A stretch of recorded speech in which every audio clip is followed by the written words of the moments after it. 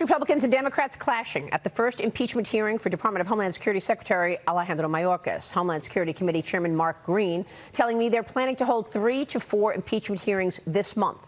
Meanwhile, Senate border negotiations holding more talks last night. The two sides are still trying to find common ground on reforming migrant parole policies. A new Politico report claims migrant work permits are now on the table. Joining me right now is Indiana Senator Mike Braun, a member of the Senate Budget Committee. Senator, great to see you. Thanks very much for being here this morning. Do we know if there's been any movement in terms of actual change to the border policy? I think it's still at least a week away, everything I understand. Know Senator Langford well. He's done a heck of a job of actually getting the Democrats to do something that they've refused to do since, they disassembled everything Trump did that was working. And here, I think, is the whole thing about parole. That's a gimmick they've used to get people in. You're released, and then you're supposed to show up on your own kind of honor system years later. That has been abused, Maria, to a point where it is a crisis. They do pay attention to polls, and when 70% of Americans say there's a crisis on the border, sadly, that's the only reason I think they're even wanting to talk. They could have done anything other than what they did do, which would have been keep the policies in place that work. They make a cold calculation that every illegal immigrant that comes into this country becomes a voter for them down the road. To me, that's crass. They're now paying the consequences for it. That is just incredible. So you think really that is the reason? They think letting in all of these illegals, these internationalists into the country will ultimately get them votes for the Democrat Party? Do you think that's why? Look, we're talking about fentanyl killing American citizens. We're talking about people being apprehended who are on the terrorist watch list. We're talking about little girls getting raped on their way over here by the drug cartels. And you're telling me that you believe all of that is okay for the Democrats just so that they believe those people will ultimately vote Democrat. This is outrageous. It is outrageous, and they're going to pay the price for it. That issue has now become as important as the sugar-high economy and all the consequences of inflation and so forth from the borrowing and spending. And they know that. When that stuff elevates to where they think they can lose power, that's when they do stuff like many in the Senate. Even if you get some agreement made, what will the Biden administration do? Look what they've done with the latitude of all the policies that have allowed 60,000 gotaways to get into the country, 170 on the terrorist list. They are going to have to account for that. And what else? Why would they put all of that out there if it wasn't for some type of political calculation? And they need to be held accountable for it. 5 or 6 of us went to the floor on the Senate to make that point this week. Yeah, well, look, that's one major issue that we've been talking about this morning, but we're also talking about the fragility of America's economic position.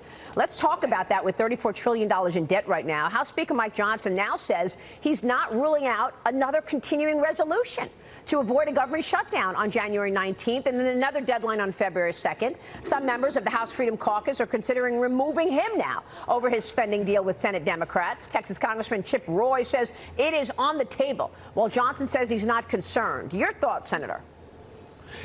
It's a precarious place to be when you've got such a slim margin. And I think in the meantime, there are going to be things done that you wouldn't like to do long term. I've been on the Budget Committee every year here, Maria. We've not done a budget. We've not done a budget since the late 90s that we've adhered to. And when you go from $5 trillion when the Bush administration came in 2000 to $10 trillion when he was through with 2 wars on the credit card. Obama takes you to $16 trillion. We're structurally trillion-dollar deficits from the time I've been here. Now Biden has popped that up to $1 trillion every 6 months. Calculate the interest on $34 trillion, $42 trillion in 5 years, 52 in 10 years. That is as shameful as the border crisis.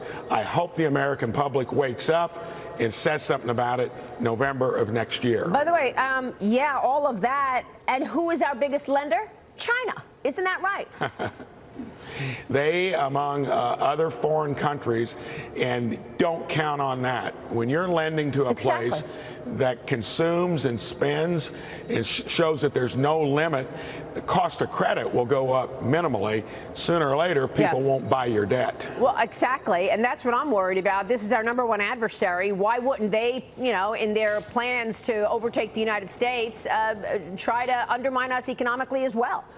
We know what they've done already. Will. The CCP, surveillance balloon, fentanyl, COVID, and of course, it's buying our debt and putting us even more vulnerable. Meanwhile, we've got this situation in the Defense Department. A Democrat on the House Armed Services Committee is now calling for Defense Secretary Lloyd Austin to resign. Pennsylvania Congressman Chris DeLuzio writing this on X: "I have lost trust in Secretary Lloyd Austin's leadership of the Defense Department due to the lack of transparency about his recent medical treatment and the impact on the continuity of the chain of command."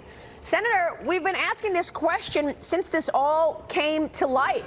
Should Austin step down? He went to the hospital, didn't tell anybody, didn't tell Joe Biden for 4 days. The public doesn't know, and they hid it from us. And this is probably one of the most dangerous times that we've seen in a long time in foreign policy, with China on the march and Russia, of course, creating all of this death and destruction in Ukraine.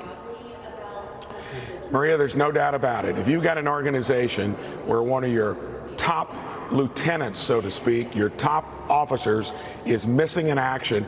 I think about the business I ran for 37 years. When it was very small, that would have been glaring if one of your key employees was AWOL for 7 or 8 days.